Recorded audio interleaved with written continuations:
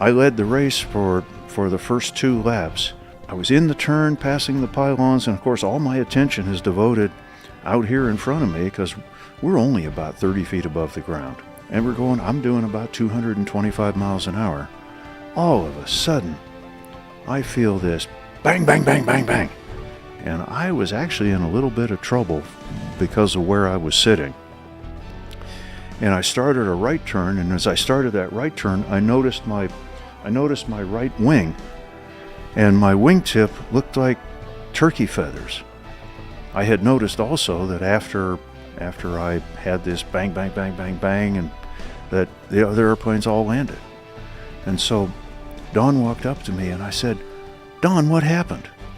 And he said, "You mean you don't know that Rocky hit you and that he went in?" I said, "No."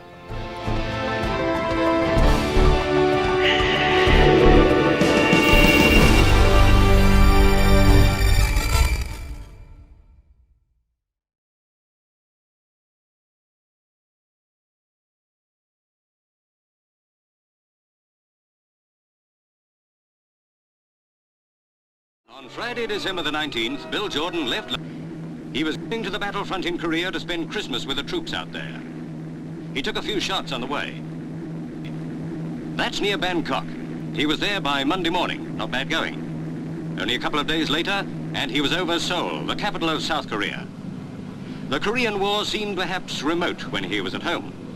But the British Overseas Airways Corporation had shown him just how near it was. Less than 5 days away. He soon had his camera out. Yes, that's him back in uniform again. And he took a few shots of the countryside, bleak and very miserable and cold. The front line wasn't far off. But now it was Christmas Day, and the boys of the Royal Fusiliers were determined to forget the war for a day or two, if the enemy would let them. They were in great spirit, these chaps, like Ernie Costin, whose home is in Stepney, or his pal from Sunbury in Middlesex, Pat Saunders. They couldn't get home, but they were darn sure they were going to enjoy themselves just the same. Even as breakfast was going on, Jordan found Bill Ballantyne of Belfast and Jim Batt, who comes from Croydon, hard at the old routine. Londoner Reg Lord, he's from West Ham, looked pretty pleased with life. So did Tony Dallingers, and no wonder. That grub was really good. Then came the cards from home. Company Sergeant Major Robin Hawkinson considered them more welcome than the grub. Neighbours in New Cross will recognise this chap, Roy Stewart. Lunch preparations were soon underway. Thanks to an extra special effort from the cooks and the NAFI caterers, they were to have turkey with all the trimmings. It may not have looked like the Ritz, but Larry Townley, the cook, would have held his own against any chef anywhere for patience and skill. That same Christmas morning, Bill Jordan attended a service for men of the Durham Light Infantry. It was cold on that barren hillside, but they forgot that as they joined in the carols that back at home families were singing in their own churches. Guns were quiet. No sound came from the enemy lines, and for those few moments, war seemed very distant. The message of Christmas is the same in war-torn Korea as throughout the world, that this is the time for peace on earth and goodwill to all men. The service ended, and it was back to the cookhouse to begin eating all over again. Dick Deller, the cook, said it would be just like dinner at home. Well, it was and it wasn't. They didn't go in for any luxuries like plates. Mess tins had to do. But you have to hand it to those chaps. It tasted just fine. There was plenty of it too. Turkey, sausages, pork, roast potatoes, peas and cabbage. And then to follow, Christmas pudding with rum sauce, mince pies, sweets and fruit. In fact, the lot. As Christmas Day guests, they had some South Koreans. They couldn't understand Bill and Bill couldn't understand them. But they got along just fine. Besides, their mouths were too full most of the time for talking. Dinner went on for many hours, and everyone agreed that the Army had really excelled itself. Somebody said it was the first time in history that the duty officer hadn't got a reply when he asked if there were any complaints. Corporal Jim McCabe from Newcastle and CSM Hawksworth of Howell really enjoyed themselves. There was plenty to drink, too. Beer or fruit squash was on the menu, though Private Ron Patterson of Sunderland stuck to beer.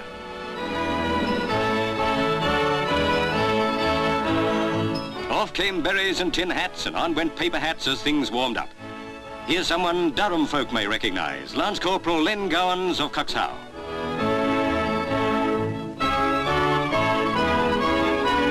Another Durham lad is Bill Stapleforth. And here's a chap from Cornwall, Private John Gardens, whose home is in St. Fast. From Borden comes Sergeant Weason. But even while they were celebrating Christmas, men like Jeff Wharton and his pal Tuck Collins were keeping guard.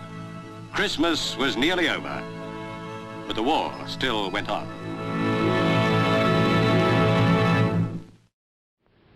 It is at this point, General Marshal, that we're going to present the photographic record of the Korean War, starting with the 8th Army's offensive the day after Thanksgiving in 1950. An operation beginning with high hopes, but one which was quickly changed in its tactical complexion. 8th Army's end of the war offensive was launched the day after Thanksgiving in 1950. It started out smoothly, but by nightfall of the second day, the UN was facing a new enemy in Korea, and a new war had begun. The Chinese rolled swiftly southward, splitting the Allied line and cutting off Marine and 7th Division troops in the east near the Chosin Reservoir.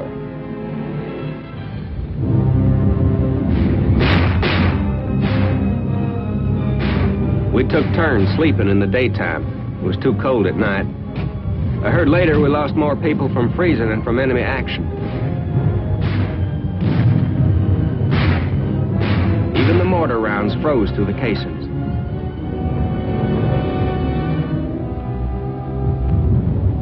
The Chinese had an awful lot of people between us and the beach, but the harbor at Hung Nam was our only way out.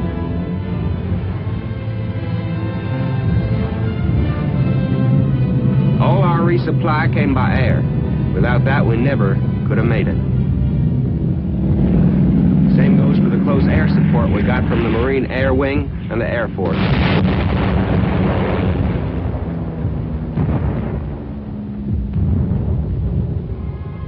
They fought their way toward the sea through an enemy force which outnumbered them 5-1. Pausing only to evacuate wounded by air from Hagaru, they pushed on, reaching safety on December 10th.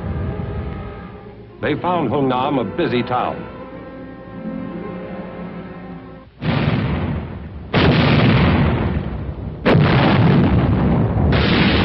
Within the harbor's perimeter, heavy weapons worked around the clock, throwing up a curtain of fire through which the enemy divisions dared not pass. Behind the guns, a near miracle of planning, organization, and teamwork was taking place. A massive amphibious landing in reverse.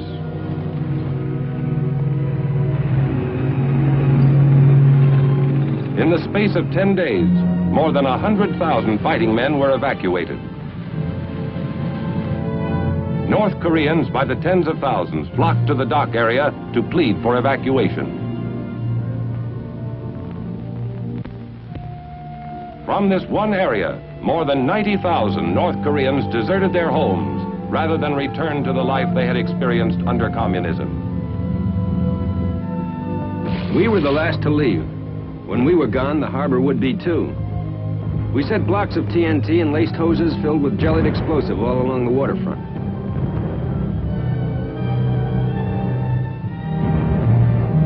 When we left, the harbor was one big ticking time bomb.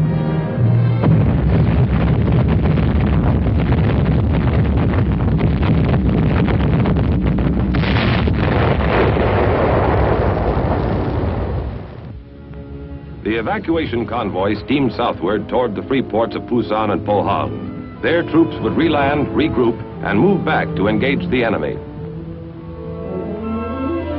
The military withdrawal by land was orderly as the rest of the 8th Army pulled back once again across the 38th parallel.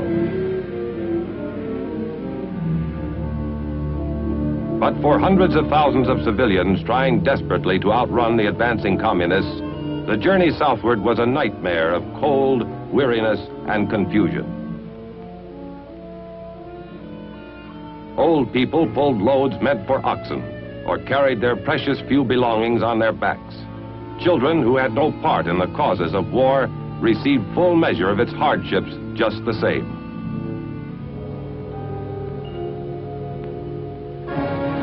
On December 27th, General Ridgway arrived to replace General Walker, killed in a tragic jeep accident. He was just in time for the enemy's New Year's Eve offensive.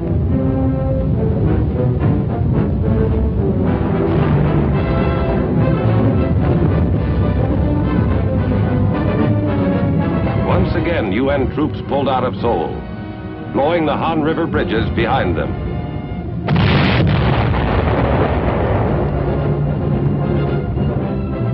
Incheon, like Hungnam, was evacuated by sea. Here, too, we took pains to leave nothing behind which the enemy could use.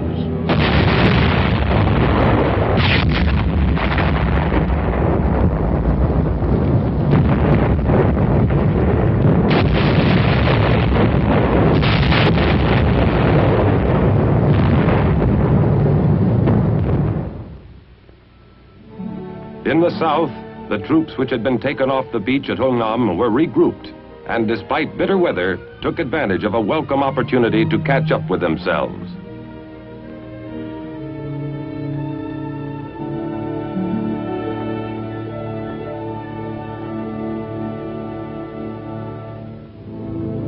By mid-January, the enemy offensive had bogged down. Using fire-hardened troops, Ridgway launched a series of short, high-powered thrusts called Operation Killer. The enemy held a huge numerical advantage. Ridgway was out to eliminate it.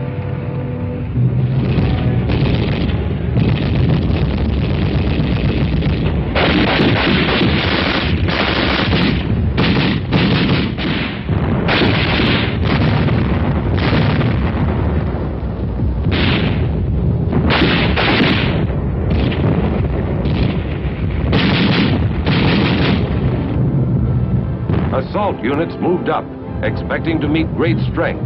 They found surprising weakness. Under the pounding raids of Operation Killer, the enemy fell back. Ridgway pressed the advantage. No rest for the enemy, and not much more for 8th Army. If anybody ever invents a mattress that feels half as good as a patch of frozen ground felt then, he'll make $1 million.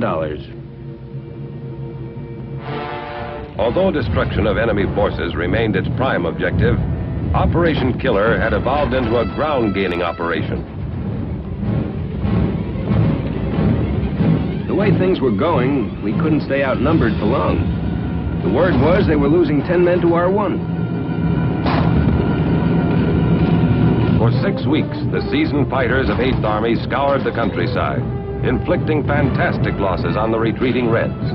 On March 7th, the enemy's main stronghold east of Seoul was smashed. The next step would be Seoul itself.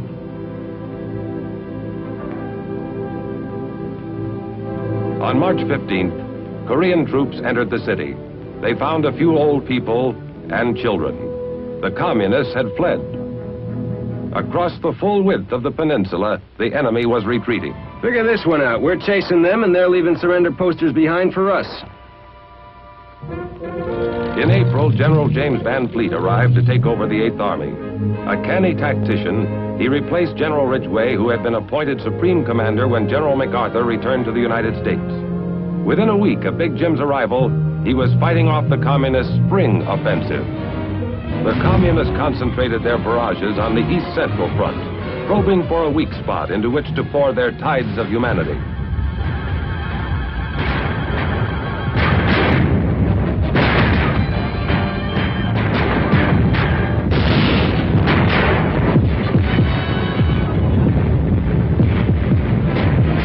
All available UN forces were needed to slow the enemy's human wave tactics.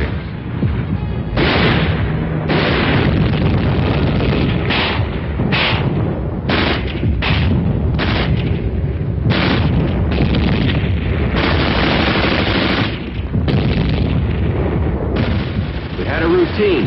Hold till the ammo ran out, then pull back and call for an airstrike.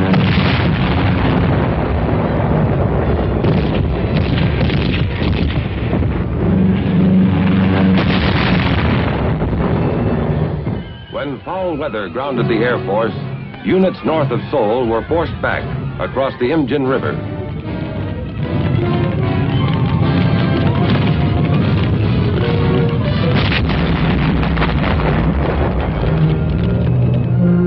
Seoul was fortified against the coming second wave of the Red Offensive. Van Fleet was determined not to lose the capital city again. Whoever said the worst part about war is the waiting was right. Still, we didn't have to wait long.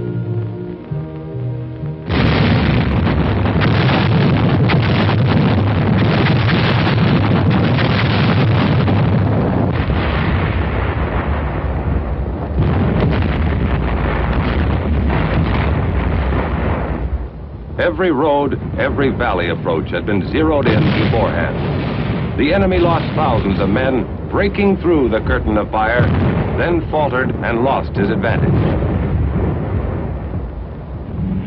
As the enemy turned once again to retreat northward, Van Fleet followed with mobile firepower.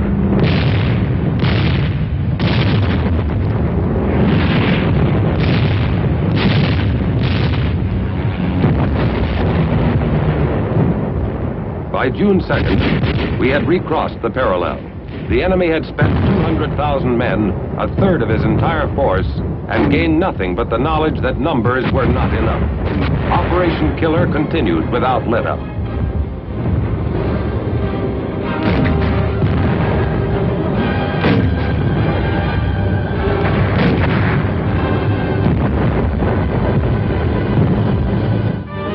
Within a month, truce feelers materialized into the first meetings at the red-held city of Kaesong.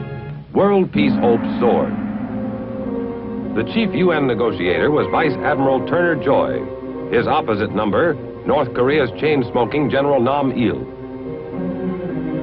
Pessimistic correspondents predicted the talks would drag on for as long as 6 weeks. With the opening of truce negotiations, the line became stabilized. With minor fluctuations, it would remain much the same until the ceasefire. New battle techniques were developed. In the eastern sector, a Marine battalion made history by securing a hill in no man's land from the air by helicopter. The first wave landed a shore party which would clear the small landing area needed.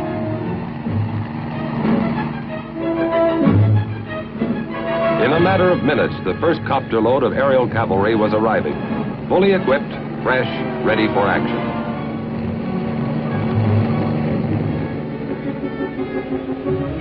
By using copters, the Marines secured commanding high ground within enemy territory without having to fight their way to it. Copters supplied the operation and evacuated troops at its completion, opening the way to a new concept in tactical troop movement. In Kaesong, the truce talks were already bogging down, deadlocked over the issue of a ceasefire line. We didn't like the setup in Kaesong. It was the enemy's home ground, and he knew it. Nam Il used the talks as a propaganda loudspeaker. The so-called neutral area was crawling with armed red soldiers. We broke off the talks. Air Force Sabre Jets ruled the skies. At this point in the fighting, the UN had lost less than 80 aircraft. Verified kills on communist planes numbered 510.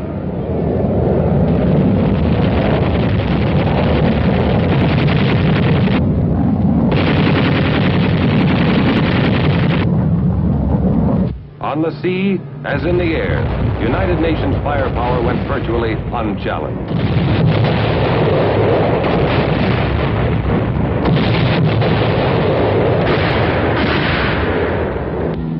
Near the end of October 1951, truce talks were resumed at the tiny farming village of Panmunjom. The UN delegates offered a compromise. They would accept the communist proposed ceasefire along the present battle lines if all other problems could be ironed out within 30 days. If not, all bets were off. The war virtually stopped, except for the constant booming of artillery.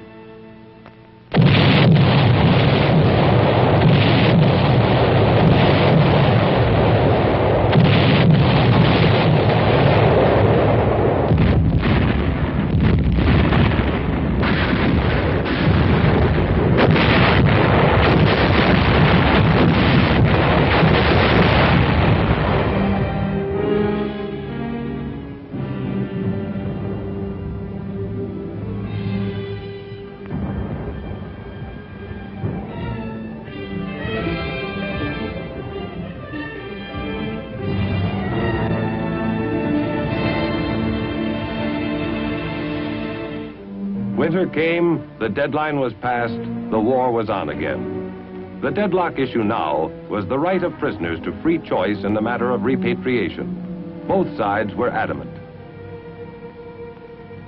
Meantime, across the breadth of Korea were fought the bloody hill battles, names not difficult nor pleasant to remember.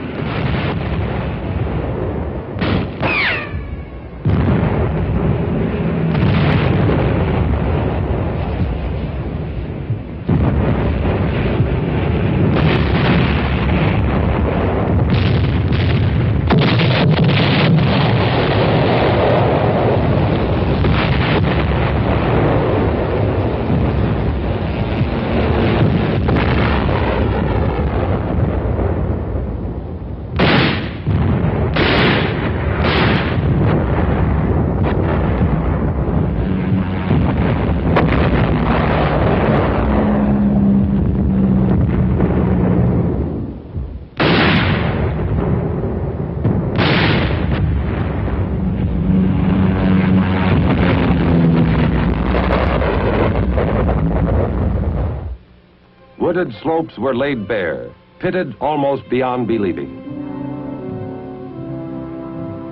This war had reverted to the style of 1914, opposing trench lines facing one another, night patrolling and local attacks across the no man's land which lay between.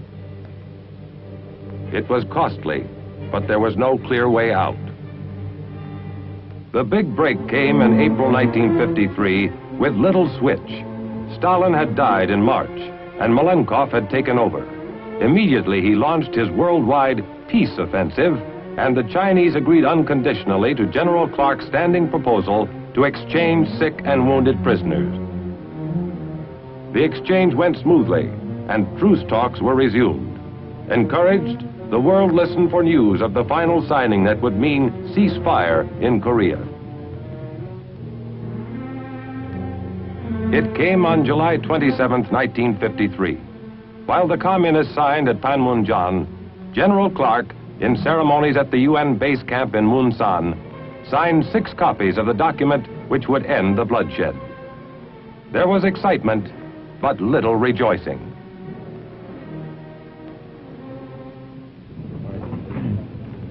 We have stopped the shooting. That means much to the fighting men and their families, and it will allow some of the grievous wounds of Korea to heal. Therefore, I am thankful. The task now is to put the ceasefire agreement into full effect and get down to working out an enduring settlement of the Korean problem. I cannot find it in me to exult in this hour. Rather, it is a time for prayer, that we may succeed in our difficult endeavor to turn this armistice to the advantage of mankind.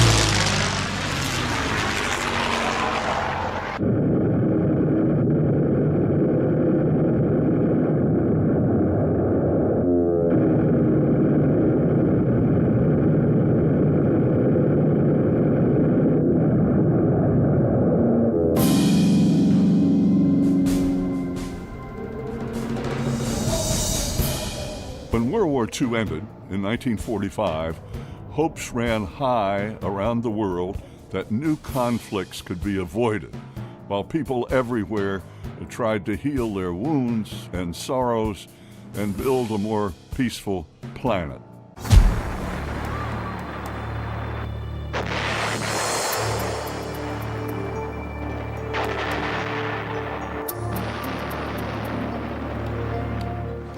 Just 5 years later, in June 1950, those high hopes collapsed when communist North Korea invaded the Republic of South Korea.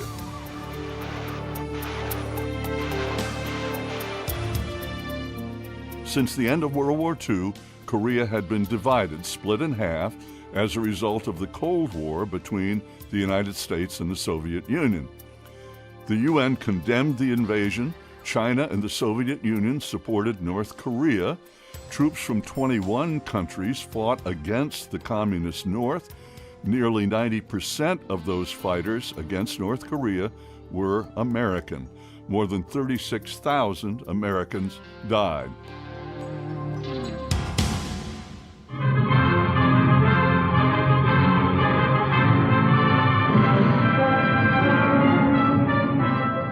Gentlemen, I wish to welcome you to the 51st Fighter Interceptor Wing in Korea.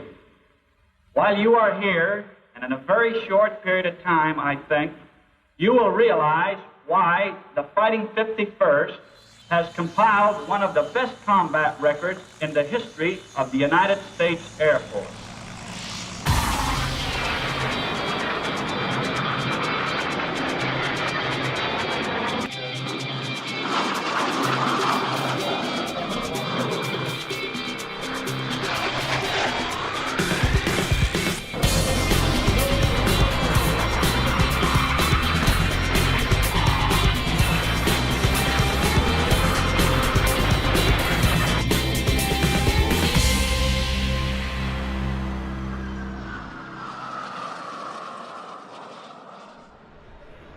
This was the first war when jets ruled the skies.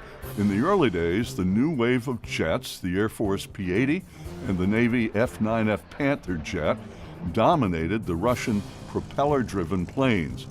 Among those flying the Panthers were soon-to-be astronaut John Glenn, the late Red Sox great Ted Williams, and the late Neil Armstrong.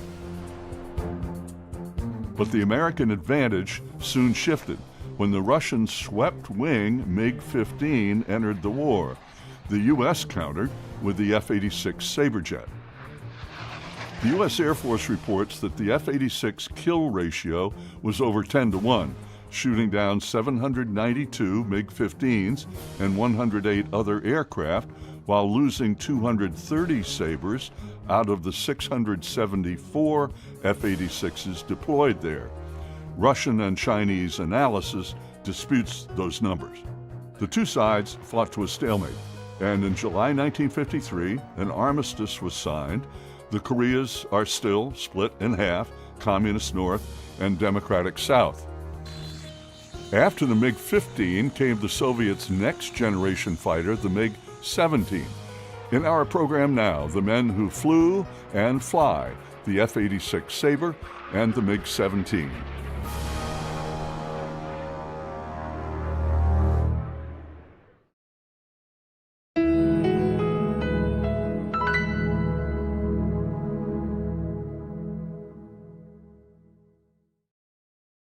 So today, I'm happy to have the Sabre Jet and the MiG here for this presentation with General Chick Cleveland and Randy Ball, the MiG pilot. And the thank you goes out to Doug Matthews, who owns this Sabre here, for sponsoring Chick Cleveland being here. And as I'm doing thank yous, it's the logo I'm standing on here, Scott's Miracle-Gro Company. We could not do this without the support of Scott's Miracle-Gro, so if you will go to the store and buy Scott's when you have a choice. We'd like to recognize them. Great supporters, and the other great supporters, Fagan Fighters World War II Museum. They're a little out of the way in Granite Falls, Minnesota, but their museum and what they do for warbirds and our veterans is phenomenal. And for those of you who have friends who would like to be here and cannot be here, we are being live broadcast. We received a message already from Brazil this morning from someone saying, thank you for what you're doing. So tell your friends if they want to see this, they can go to flyingondemand.com, and we're live streaming. So we're going, last year we went to 64 countries. That's pretty phenomenal, and we thank you for being here. Ladies and gentlemen, it is my pleasure to welcome David Hartman, our MC for this program. David. Thank you all. Good afternoon. Thank you very much. And please welcome our two guests. Charles Cleveland first. Charles Cleveland, who will sit next to me, please, Charles. General. Chick. And Randy. Randy's out.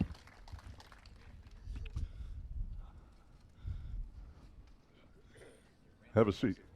Have a seat.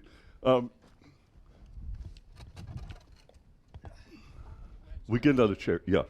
Ladies and gentlemen, directly in my left, Air Force Lieutenant General retired Charles Chick Cleveland, West Point graduate, decided to go Air Force, flew the F-86 in Korea, is an ace, shot down 5 MiG-15s.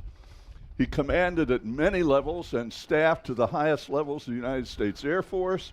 He is highly decorated, Distinguished Flying Cross, with an oak leaf cluster, the Silver Star, Distinguished Service Medal, Legion of Merit, Air Medal with oak leaf cluster, and many more. This is Lieutenant General Charles Chick Cleveland.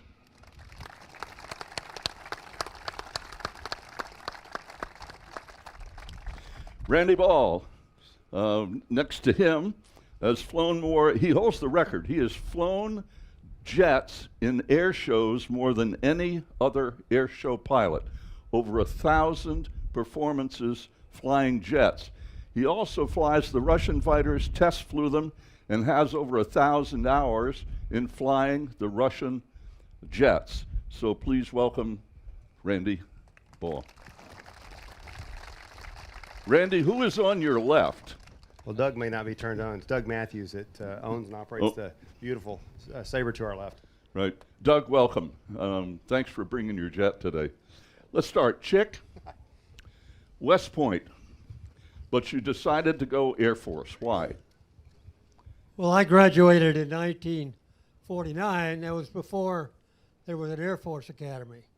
So the Air Force, or the Army, agreed that some percentage of our West Point graduating class could go Air Force depending on your rank in the class, and I luckily succeeded and went Air Force, which is my choice. How do you describe the West Point experience? What did you get from that? TOUGH. I learned a lot. It was a life-changing experience for me. I didn't enjoy it while I was there, but it sure looks great in the rearview mirror. I noticed that you were not designated an ace from Korea until 2008. That's well over 50 years after you were there. How did that all come about? Well, that's a story in itself, and thank you, Fred. It takes a little time to tell a story. Good. I'll shorten it as much as I can. When I left Korea in October of 1952, I had 4 confirmed victories, 2 probable victories. And I was pleased with that mark. I was a lieutenant. Not many of them did that. And I lived with that for over 50 years, as you say, until I met a friend of mine who was also an ace in Korea. His name was Dolph Overton. And we called him Dee, and Dee said, I know about your 2 probable claims. Why didn't you claim them as kills? And I said, well, I just didn't. He says, I'm going to make one of those. I'm going to confirm one of those 50 years later. And I laughed and forgot all about it. But he didn't. He worked for years. Finally found the Russian records, which they had given to the United States under glasnost. And those records were in the National Archives, too, at Silver Spring, Maryland. And he went up there. I went with him. Got a disc of every Russian MiG-15 sortie flown in the Korean War. And we were able to narrow it down to September 21st, 1952, which is the date I had a probable. And the Russians admitted a loss in exactly the same time, same place, and same circumstances that I had claimed the probable. And so several years later, the Air Force said, okay, number 5 is confirmed. March 1952, you arrived at Kimpo in Korea. What was the situation on the ground at the time? Where were the North Korean troops? What was going on the ground? What was going on in the air? Well, we were pretty much stable. The bomb line was pretty much stabilized up north of. I was at Kimpo, which is just west of Seoul, and the combat zone, the demilitarized zone now, was 50 to 60 miles north of us, and American and UN troops were the south, and Chinese troops were to the north. So we were at that time a stalemate. And your missions were flying the F-86. I'm glad you asked that question. The answer is air superiority. That's what the F-86s were charged with, is to establish, maintain air superiority. And that fluctuated back and forth during the war. The North Koreans had it when they first invaded the South in June of '50, but then our Air Force, with some help from the Navy, destroyed the North Korean Air Force totally. I mean, wiped them out in the air and on the ground. And so we had full air superiority at the time, and our fighter bombers were the F-51 at that time, the F-84, F-80, and the 84. And then the Russians introduced the MiG-15 into combat. A big surprise to those of us in the West.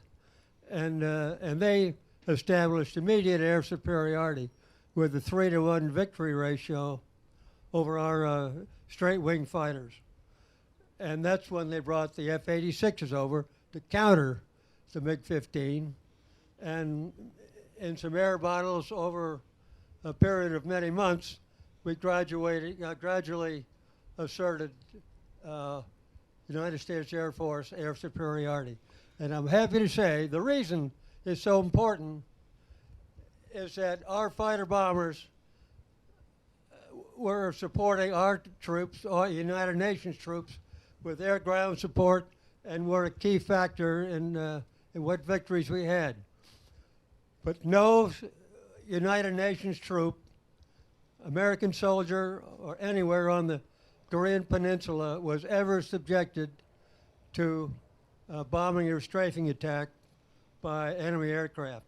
That's because they wouldn't come that far south because the 86s would kill them. Randy, compare, would you, the 86 and the MiG-15 in terms of just pure aerial capability? Well, of course, the 15 was the first swept-wing jet that the Russians built. It was powered by a Folklore has it as stolen Rolls-Royce engine in it. It turns out later on that the British had sold them the technology before the Iron Curtain really came down. So it was very crude compared to the F-86. It didn't have as good a pressurization, didn't have near as good an ECS system, didn't have air conditioning at all. So in the summer months, it was pretty onerous in the cockpit. The G-suit system that they used, the valve was similar to the Sabre, but it had a reputation of sticking open or sticking closed, and so the pilot was intermittently getting a G-suit support when he's in a fight. The 15, when it first came out, had a altitude advantage over the Sabre, but the Sabre had a much better speed advantage, particularly in a dive. The Sabre could outdive it significantly, and the Sabre, of course, originally had a slat wing like this F-86 behind us. In the North American, Doug could probably tell you better, but it redesigned the wing to what they call a 6x3 wing, added square footage to the wing, which gave the Sabre a much better turning at altitude and a much better service ceiling. So interesting, the development between the two aircraft throughout the war. The 15 that was delivered to our country via a defector that Tom Collins and Chuck Yeager flew, they tried to get it to go supersonic and even dove it straight down from 48,000 feet, and Mach 9.2 is it. It would get into a terminal velocity and lose pitch authority and just go straight down. So the Sabre was a significantly better aircraft in the big picture than the MiG. Doug, how did you come to own your Sabre? This is my third Sabre. First two were the Canadian version, and I wanted to get 2 years ago another F-86, and there were very few available, and this one was for sale. The prior owner had passed away, and it was in Florida where I spent a lot of time, so I told him I'd take over the airplane and start the gradual refurbishment. We have another one in restoration, but it's a 36-month project, which every time I ask the crew chief how we're doing, he says it'll be another 36 months. So it's the gift that keeps on giving. Did you fly military? I did. I was in the backseat of the F-4 and flew the A-4 a little bit, and the F-9 Cougar, which was left over in the training command after Korea. Yeah, the Navy kept the F-9s until they introduced the A-4, TA-4s into flight training. So I was in the Navy. My parents were married, so I got in the Navy. If they hadn't have been, of course, I'd gone in the Air Force. No, I'm kidding, General. That was a joke, sir. No, my dad was Air Force, so. General, when there were a lot of stories about MiG Alley. What was MiG Alley? Well, that was a area south of the Yellow River. If you know your geography, you know the peninsula of Korea, 38th parallel, cut it right in half. The northern boundary to the North Korea was the Yellow River, which was a huge river, originated in Russia and flew northeast to southwest, emptied into the Yellow Sea. And Big Alley was the area just south of the Yellow River. About 60 miles south was a river called the Chongchong. And if any of you have served in the Army, you'll know what the Chongchong River was, a river of death. But in that area was where most of the combat between the MiGs and the 86s occurred. And could I add just a little bit to the comparison between the MiG-15 and the 86? Both airplanes had strengths and weaknesses. The strengths of the MiG-15, which I think have been covered, was that it could out-accelerate and out-climb any 86, and that's a pretty good start. It had a great gun package, a 37 millimeter cannon and two 23 millimeter cannons with a rate of fire about 400 or 500 rounds per minute each. Luckily, it had a lousy gun sight, and their pilots weren't as good as we were. On the other, and the MiG-15 was rugged, and it was a fine little airplane. Big surprise to us when it showed up. The 86 was better constructed. It had a radar gun sight, the A1C gun sight. If you put the pipper on the target, even if he was pulling G's or cliving or diamond, if you fired, theoretically your bullet should hit the airplane. And the A1C was great when it worked, which was 50% of the time. The rest of the time, we fought actually with essentially a ring and bead sight. Our gun package was 650 caliber machine guns. Accurate, a lot of lead, but it was like shooting ping pong balls sometimes at the MiG-15, which was a very hardy constructed airplane. But we could hit, luckily the Russians, and the Russians, by the way, flew 75% of the MiG-15 sorties in Korea. The Chinese about 20%, the North Koreans about 5%, and a couple from Czechoslovakia, etc. But basically our enemy over there were the Russians.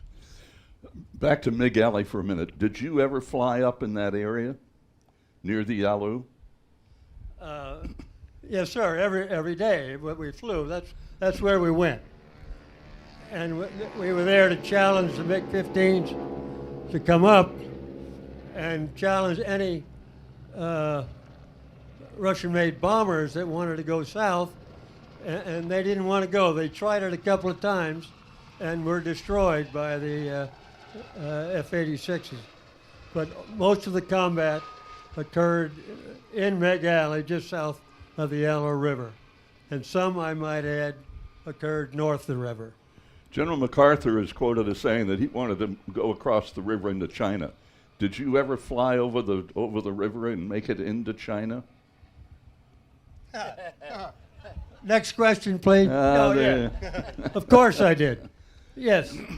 And you took it was a gamble to fly there because a number of our guys got shot down north of the river and ended up in Chinese prison camp, which was but yes, there was some combat north of the river. Most of it was in Meg Alley.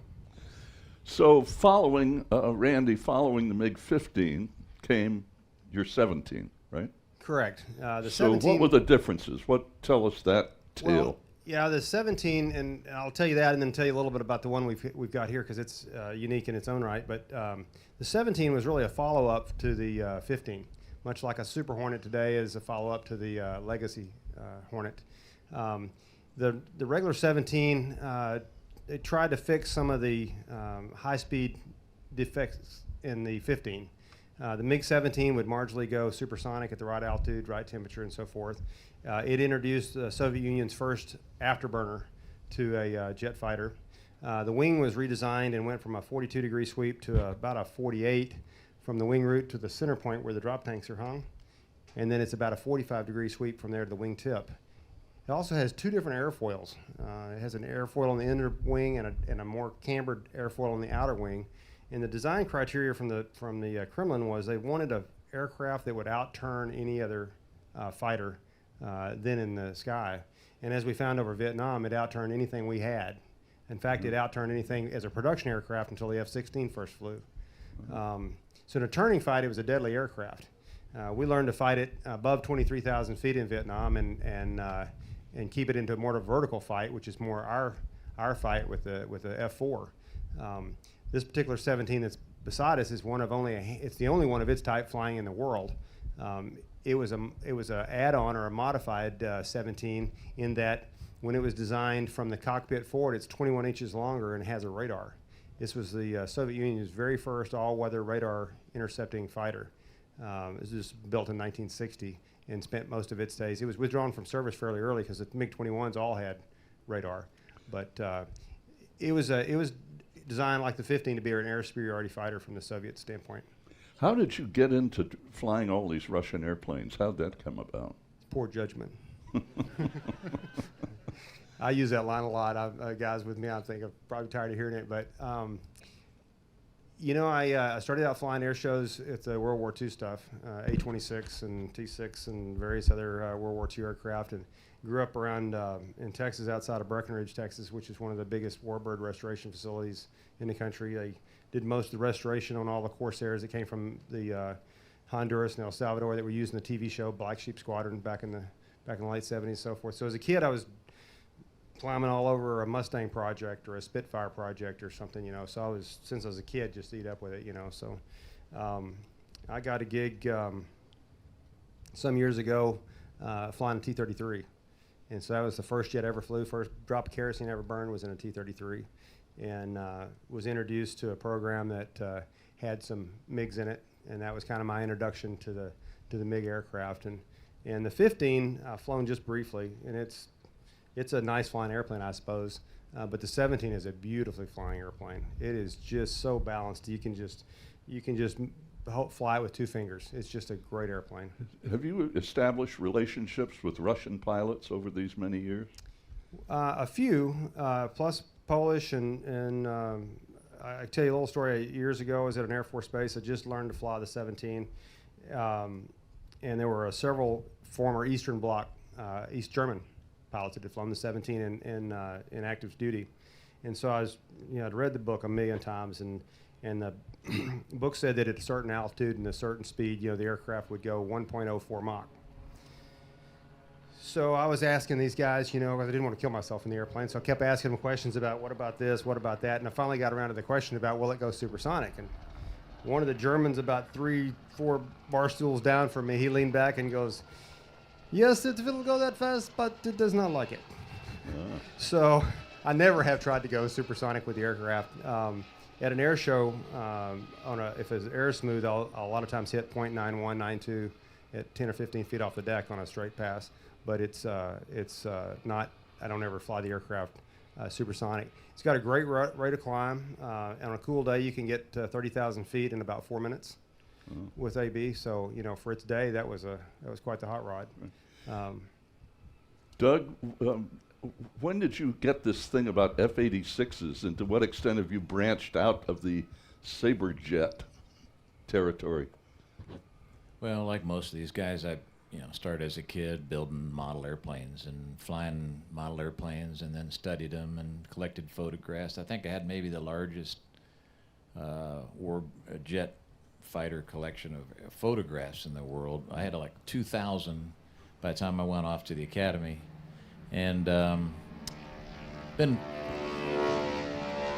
hooked on warbirds all my life.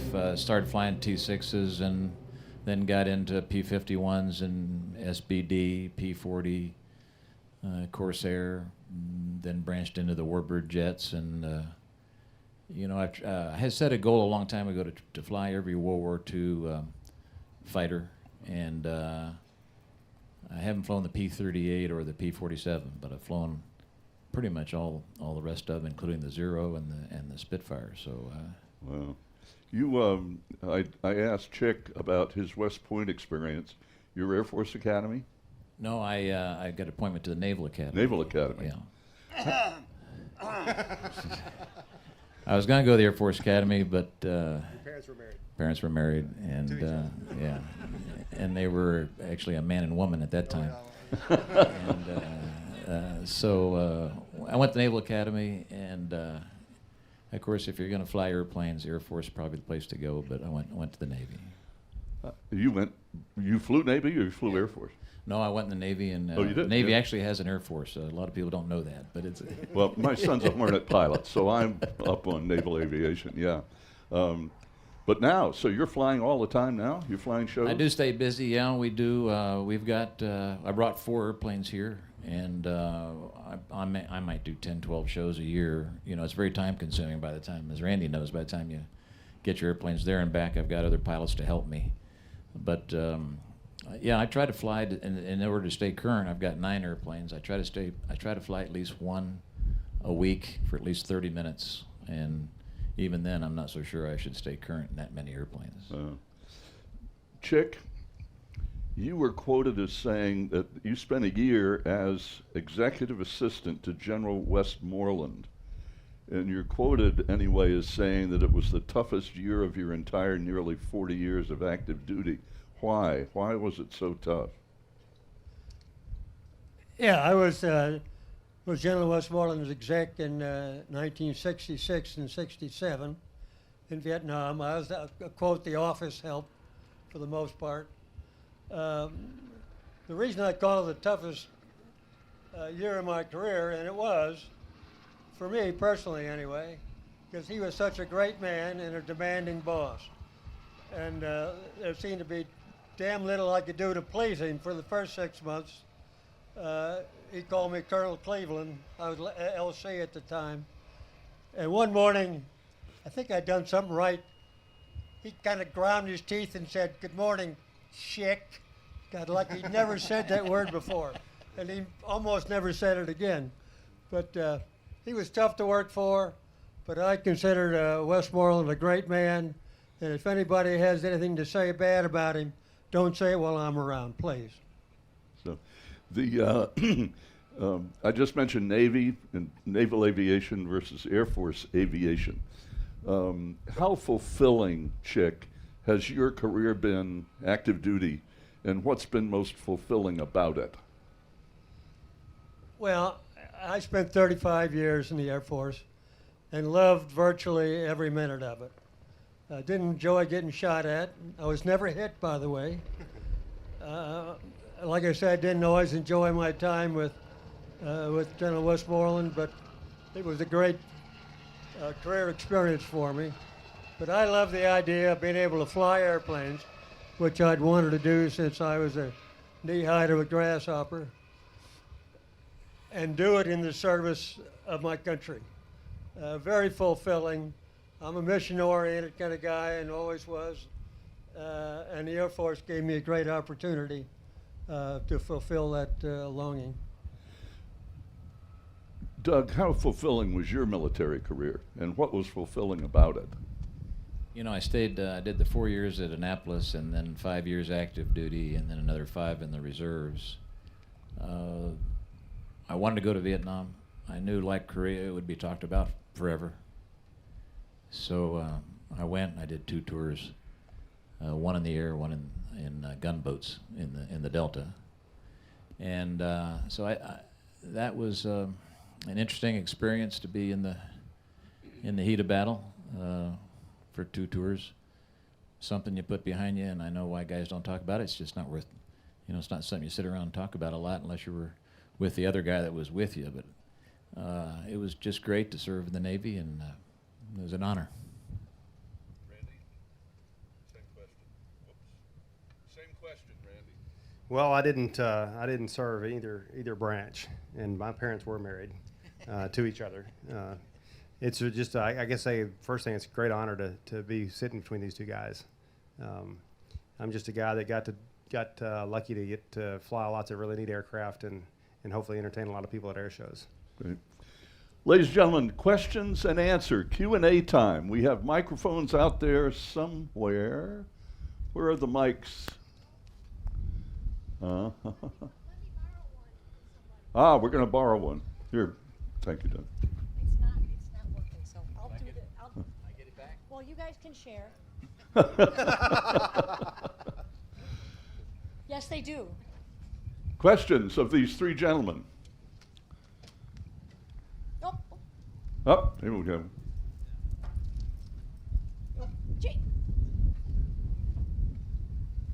I see you guys sitting there. I know Doug Matthews has set a lot of records. I'd like to hear from Doug about, this is Jack Roush, by the way. I'm just facing the crowd here, but I'd like to hear about your records, especially that one at 41,000 feet in the Mustang.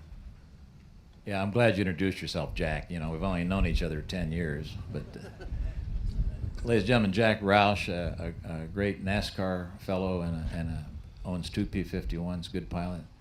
Yeah, I was fortunate enough to, my goal was a couple years ago to break my 100th world record. I'd set a bunch of world records in time to climb and point to point, etc. And I continue to be amazed by the P-51, and I saw that the altitude record for that category and class of aircraft was 34,000 feet, and I know that during the big war that the fighters had gone that high, and I felt like I could break that. The book said, talked to Bud Anderson, and he says the book said the service ceiling is 41,000 feet, so how hard could it be?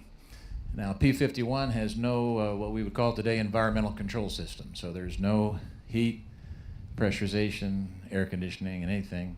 As you get up in the upper altitudes, it's 60 degrees below zero. But notwithstanding that, and a good portion of poor judgment, I launched off in May of 2013 and set the time to climb records for 20,000, 30,000, and 40,000. And set the absolute record of 42,500 feet in the P-51. The neatest thing about it,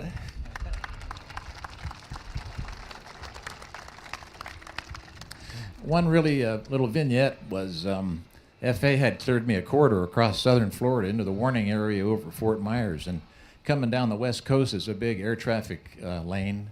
They run you down the west coast and up the east coast. And I'm climbing through 41, crossing Fort Myers, and Miami says, Delta 417, unable your descent request. There's traffic climbing through your altitude at your 130, a P-51. There's this long silence, and the pilot on the radio comes back and says, say again the aircraft type? And Miami says, that's a North American P-51 fighter. He's going out into the warning area. Oh, way cool. We got another question out here. A question for the Colonel. Sir, do you still do any flying? Oh, do you still fly? Do you still fly, General? Oh, that's me? I don't fly as a pilot anymore. I fly as a passenger only reluctantly. Yeah, but just before lunch, he said, "What airplanes have you got here?" And I told him T-33, P-51, F-86, Marchetti jet. I said, "I don't suppose you'd want to go for a flight, you know?" And he said words to the effect of, "Heck yes, P-51." So he's going flying tomorrow. Yay, yay. Any other questions? Questions for the three gentlemen? Nope, I got another one. Hey, good. And one over there. Next. Hi, so I had a question about the airplane in front of us, the MiG-17. I see it has Polish markings on it, so I wanted to know a little about the history of this airplane. Well, this aircraft was built in Poland in 1960. It's one of, I think, 198, about 200 to 200 of the PF-17. It's actually spelled MiG, M, capital M, little I, big G, dash 17, and then a capital P, capital F. And the P and the F stands for the radar.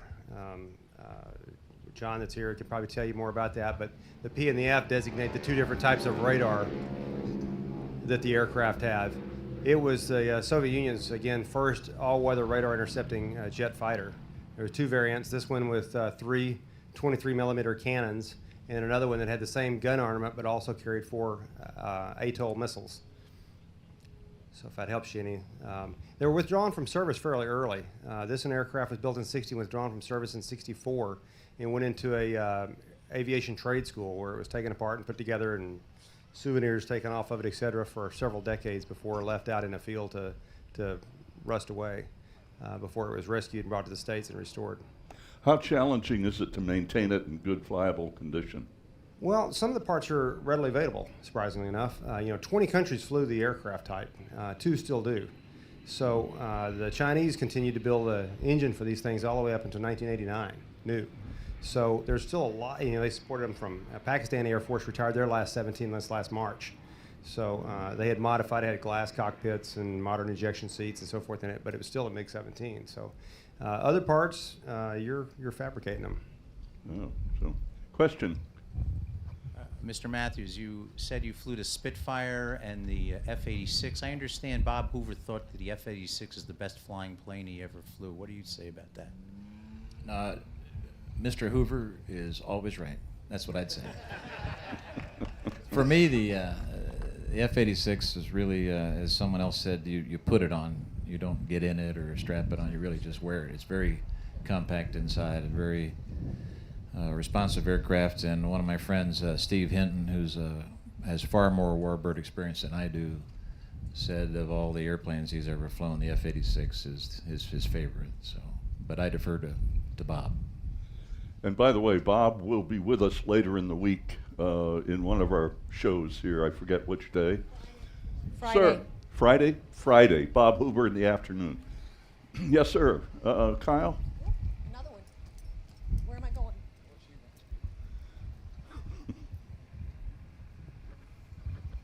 This is a question for the general. Back in the Korean War days, was there any missile threats from the ground? Neither from the ground nor from the air.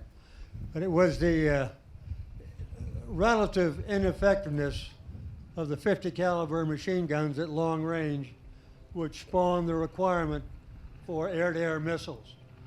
And all services dabbled in it. The Navy stepped forward and developed the first air-to-air missiles. And from then on, the guns took a back seat.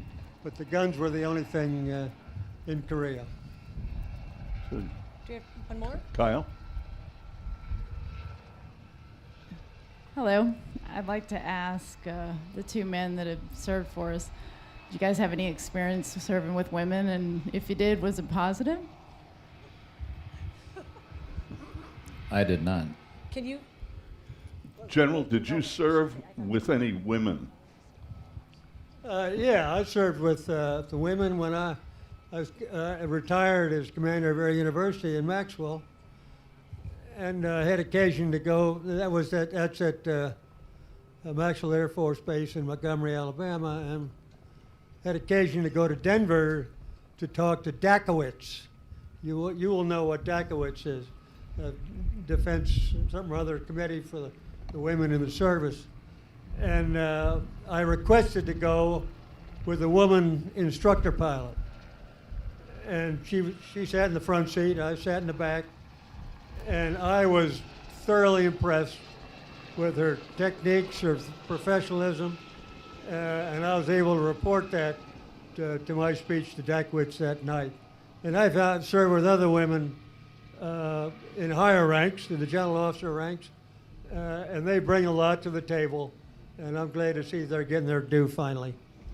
Yeah, ma'am, by the way, on Saturday at 1 o'clock, our last program is going to be on the WASPs from World War II, and also Connie Boland, who's got a lot of hours, as you all know, and Heather Penny, F-16 pilot, was on duty 9/11 out of Andrews. So that's going to be an interesting time to talk about women in aviation coming up Saturday at 1 o'clock. You know, David, I've got a lady in a pink shirt back there in the under the tent. This kind of goes along with this. She's not a woman in aviation as a pilot. She served in the Navy and crewed F-18 Hornets, and she now travels with me full time and crews the MiG-17 for me. She's right there. Yeah.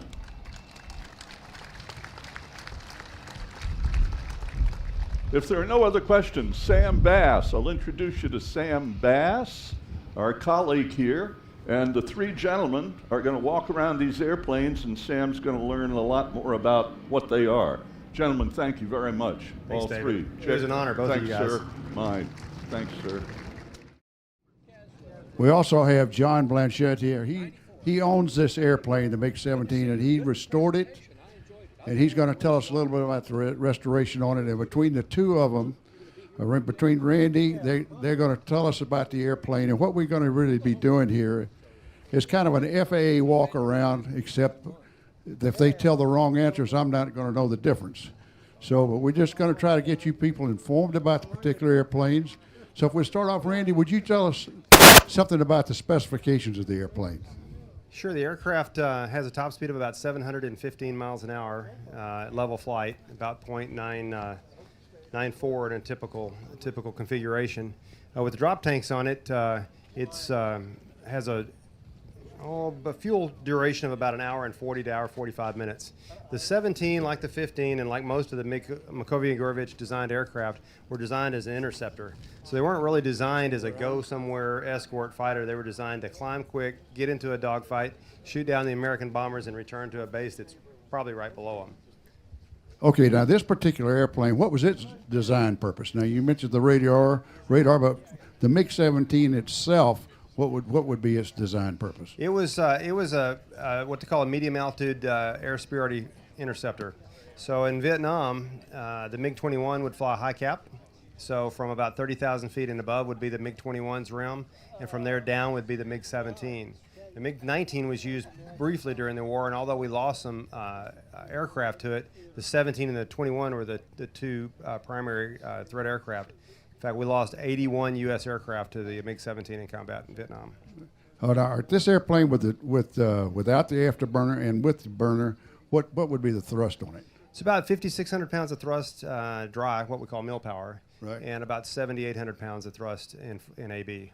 Okay, in combat, now what are we talking about as far as range? Well, you know, you read the books. Well, not range, hours of operation. Yeah, you've got an hour and a half from engine start to flame out, and that means drops and all.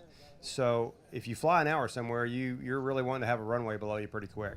It was very much like the British Spitfire. It was designed as a homeland defense fighter, as an interceptor. So it's not supposed to have very long legs. No, it was never designed to go somewhere. The Sukhoi series fighters were designed to actually go somewhere and fight. The MiGs were more like a homeland defense fighter. All right, now the standard 17, what would be the armament on it, and is it the bomb load? Well, you could carry 750 pounds of bombs or guided missiles onto the wings and the hard points, or drop tanks. The LIM 6 version was a later design. It also carried a multi-rocket launcher inboard of the drop tanks. The standard armament on the 17 was two 23 millimeters, which is a 90 caliber in U.S. terms, and a 37 millimeter cannon, just a little smaller diameter than a golf ball. Only carried 48 rounds in the big cannon, but as several of the Phantom guys I've talked to, it only. And I believe you have one. Show the difference between that and the 50 caliber.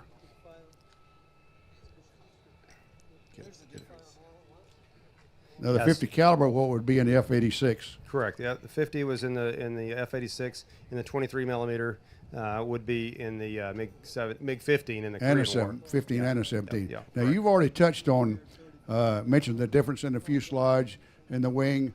Tell us about the air dams. What are the air dams on there for? Well, Henrik, one of our mechanics that we bring over from Europe that works with us every year, made a joke at an air show one time that said it's to keep the air from defecting. But really, it's I guess in a way that's true. It's designed to control boundary air at a high pitch angle, and it's one of the keys that in the design of the wing that made the aircraft to be able to so pitch capable, or in the case of a dogfight, such a tight turning aircraft. The big deal though is not that it just can pull 8 Gs, but it can pull 8 Gs without bleeding energy. In an air show, which makes it a great air show aircraft, I can get 350 to 380 knots, roll it to a 90, pull 8 Gs, do a full 360, and exit the maneuver at or above the same speed I still entered it at. And that's the only aircraft until the F-16 that could do that. Now, do you wear G-suit when you fly? Yeah.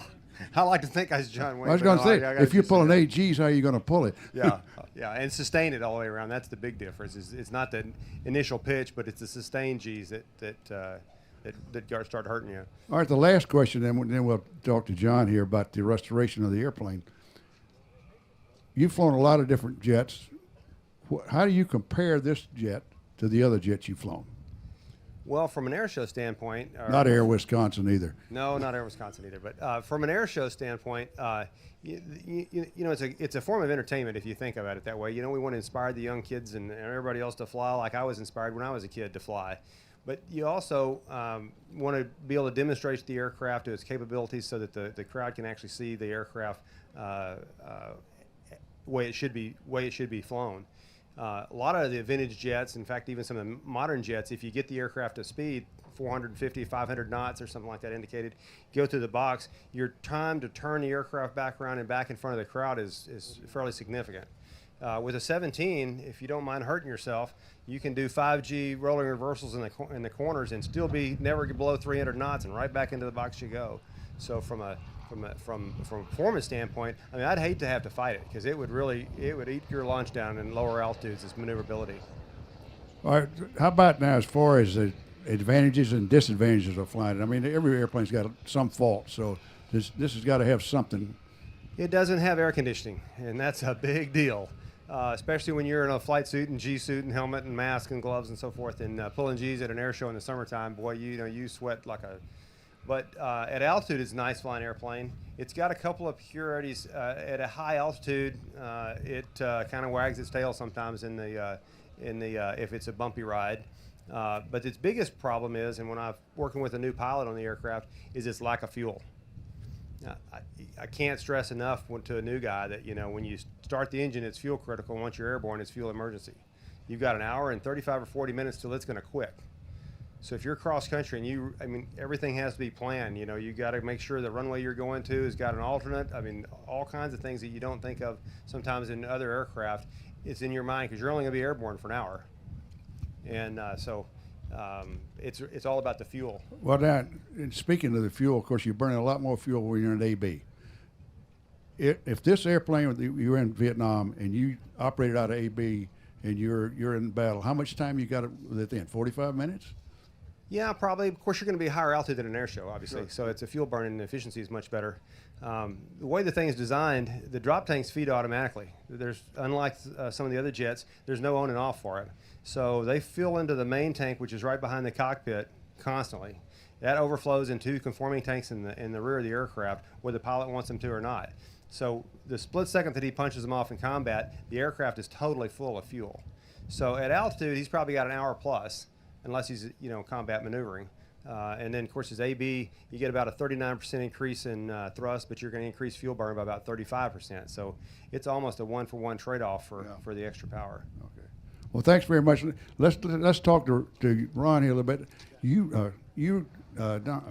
Excuse me. I'm sorry. You restored the airplane. It's your airplane, and you did a long restoration on this thing. Tell us a little bit about the restoration on it. I bought it in a scrapyard in Poland and had it shipped over here. And I was naive at the time because I was told that it needed a little work before you could put it in the air. And I thought I'd been working on cars for my whole life, and I thought, well, you just fixed it up and you called a pilot over and he just went up and flew around a little bit. Well, I certainly learned that that wasn't the case.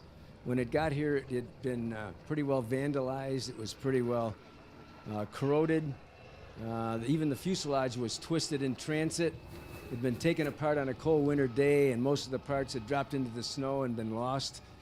But I didn't know any better. I was kind of naive, so I just started work, piece by piece by piece. And about 15 years later, it finished. And then you started to operate it. Now you can restore it because you find out the parts that don't work now. And we're still changing parts, even to today. We have parts that are giving us problems. Now, is this the paint job that when you got it, was this the paint scheme on it? No, it had silver paint on it. After about 5 years, they started to paint them because it was too difficult to keep up natural metal. This has steel rivets on here, too, that will rust and have been sanded many times. So the Poles, after about 5 years, started to paint the aircraft.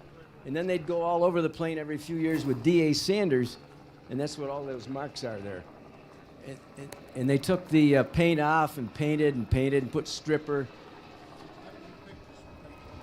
This paint job is what it was when it was built new in 1960. This is the way it came out of the factory.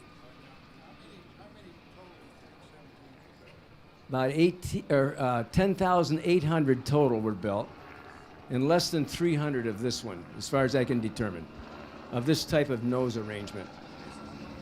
Only one flying in the world, right. There's many in museums around the world. There's even one out at Pima in the museum there in the desert, been sitting there for years. But this is the only flying one. Well, I showed you the 23 millimeter, but there's 80 rounds per box, so it didn't fire like a machine gun. It went boom, boom, boom, boom, you know. But one hit would take down anything else. All right. How about you, sir? I'd like for you to add something here. What would you like me to add? Whatever you want to. Well, for those of you that ever aspire to flying something like this, I'd continue to encourage it. I started with flying T-33s, and I've owned an F-86. Absolutely love flying the 17, except for the heat and all that sort of stuff downside for it. It's a wonderful flying airplane. Just such a balanced airplane. I can see why it was such a good gun platform. Years ago, when the F-4 was first being reintroduced back into the Heritage program, I spent 3.5 years flying as a threat aircraft at air shows with the Phantom, and some of the things that happened that were really awe-inspiring to me. I would meet guys my dad's age that had flown Phantoms or 105s, et cetera, up at north of the Red River in Vietnam, and get stories of guys that shot down MiGs and guys that were shot down by MiGs, and we did some film work on that. Some of that stuff I think is online now with two aircraft flying together, and I think there's going to be a Phantom here this week, which will be its last public appearance before the Air Force officially retires the QF-4 program. So. All right, Randy and John both, individually, of course, what got you into this Warbird program of restoring these airplanes and flying them for the people to look at? I was naive and didn't know any better, because I thought you just fixed it up like you did a used car. But I found out that wasn't the case.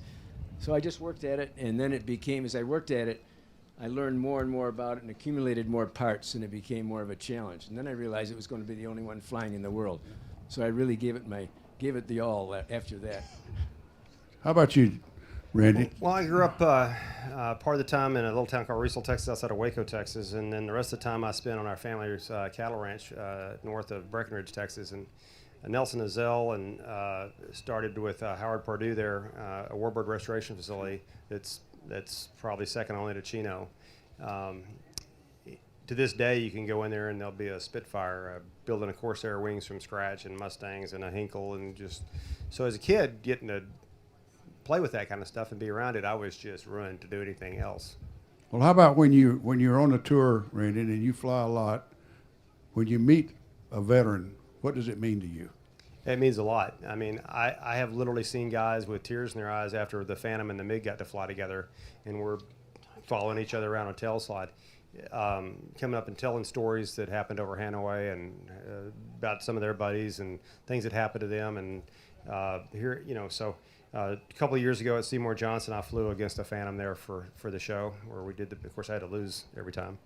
But that's okay. It was so much fun. They had about 700 veterans from Vietnam there, and to hear those stories, and some of them brought their kids and said, you know, this is what it was like, and it was something from their war at an air show. And it's very rare to see anything from that conflict. We have lots of great stuff from World War II. We have some things from Korea, but we really don't represent our Vietnam veterans very well in air shows typically. So to fly a Phantom and a MiG together in the same sky was pretty special. Okay. I want to thank you guys. Thank you for bringing it here. Thank you for the restoration.